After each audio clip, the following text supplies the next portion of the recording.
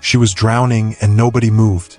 20 people stood at the edge of that lake in Mumbai, watching a woman scream for her life, and not one of them believed her.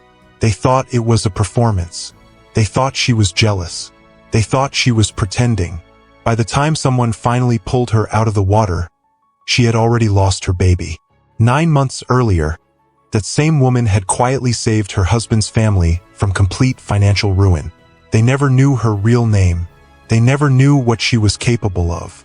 They just knew her as the useless daughter-in-law who couldn't do anything right.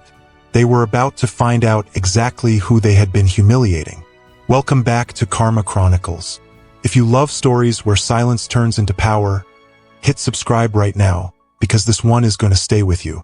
And before we begin, drop a comment and tell us where in the world you're watching from today. Her name was Ishita Rao, and for 3 years she lived inside a family that had no idea who she really was.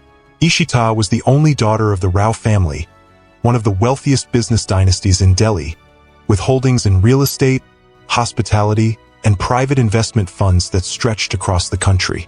She grew up surrounded by staff, security, and expectation. But when she fell in love with a young architect named Adifir Chauhan, she walked away from all of it. No press releases, no inheritance, no family name attached to her marriage. She wanted to be loved for herself, not for the empire behind her. Adifir's family ran a construction and real estate company in Mumbai, a business that had once been respectable but was now buried under debt no one outside the family knew about. Ishita married into that house believing she was starting a simple, quiet life.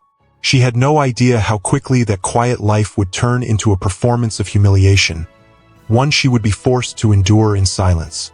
Within months of the wedding, Ishita discovered the truth. The Chauhan family company was weeks away from bankruptcy. Contracts were collapsing. Vendors were walking away.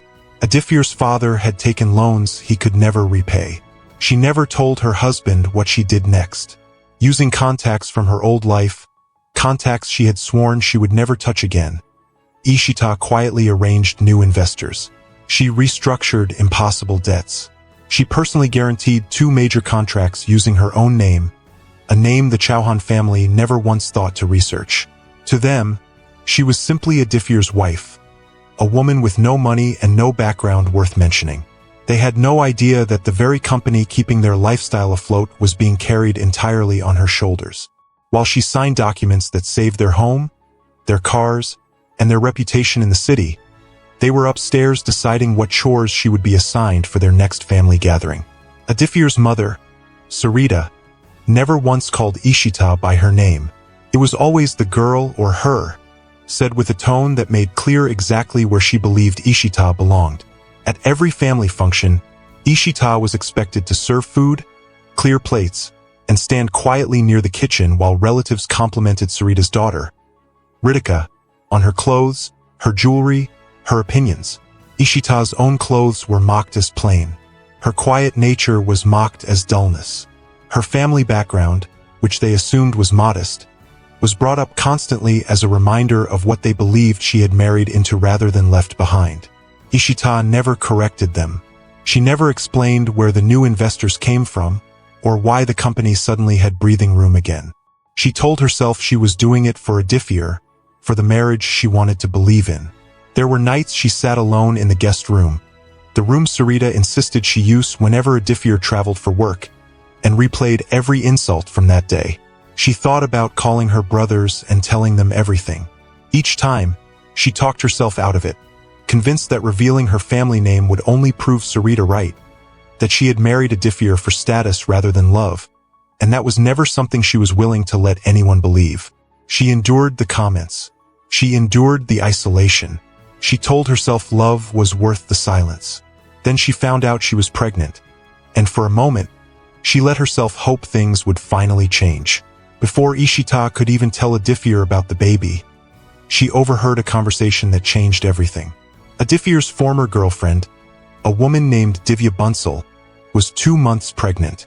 Divya had never fully left the family's social circle, staying close to Sarita and Ritika long after the relationship with Adifir had supposedly ended.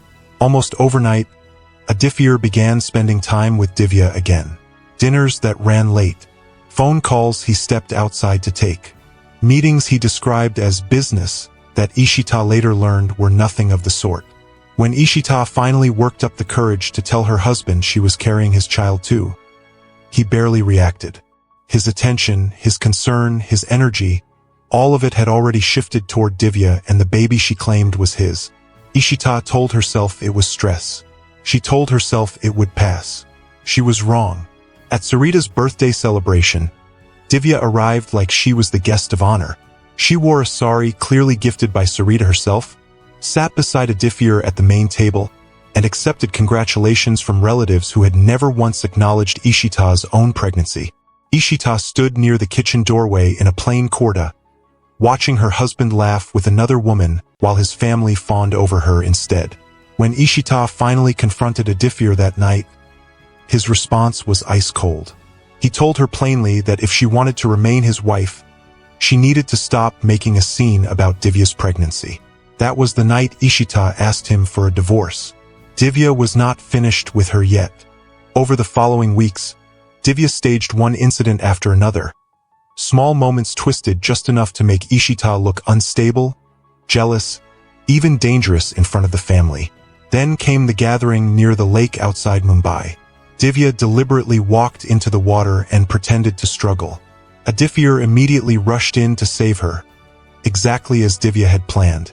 In the chaos and shouting, Ishita lost her footing on the wet stone path and fell into the lake as well. She could not swim. She screamed. She reached for anyone nearby. Every single person standing on that shore assumed she was performing, copying Divya, desperate for attention. Even a differ, still holding Divya on the grass, barely glanced in her direction. Seconds felt like minutes. Water filled her lungs as she fought to keep her head above the surface, and the only sound she could truly hear was her own heartbeat pounding against the silence of a family that refused to believe her. By the time someone finally noticed she was actually drowning and pulled her from the water, it was too late to save her baby. She lay on the wet ground, surrounded by people who had watched her fall and done nothing, and understood in that instant that she had spent 3 years fighting for people who would not lift a single hand for her. That was the moment something inside Ishita went completely still.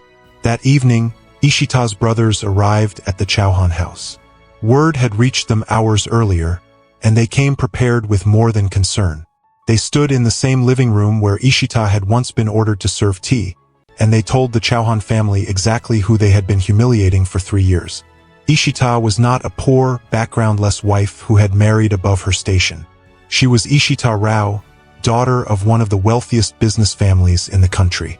The same woman they had mocked, ignored, and worked like staff had personally kept their company from collapsing.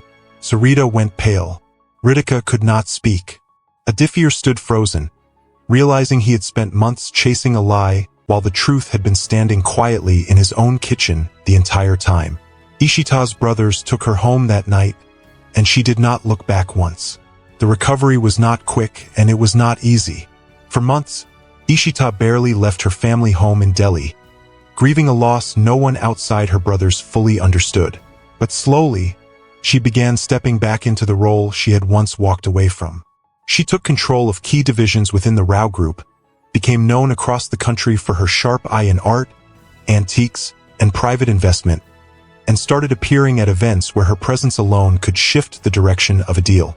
People who once knew her only as Adifir's quiet wife barely recognized the woman now walking into boardrooms with complete command of every number on the table.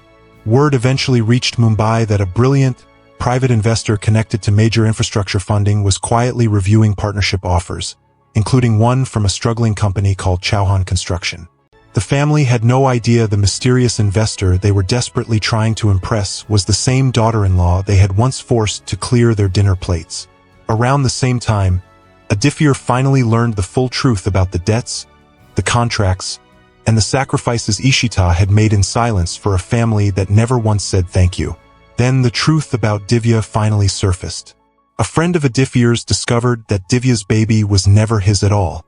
She had used him to protect the identity of another man entirely, letting the family believe whatever story kept her closest to their money and status. When Divya's lies began falling apart, She attempted one final manipulation to win back her position in the family. It did not work.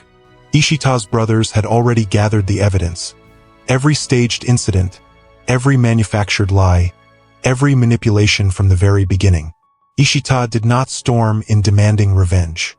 She simply walked into the room, placed the evidence on the table, and watched the same people who once called her worthless finally understand who had been holding their world together the entire time. She did not destroy them. She simply stopped saving them. If the story moved you, that's exactly why we tell them here on Karma Chronicles. Hit subscribe so you never miss the next one, and let us know in the comments where you're watching from tonight. We read every single one.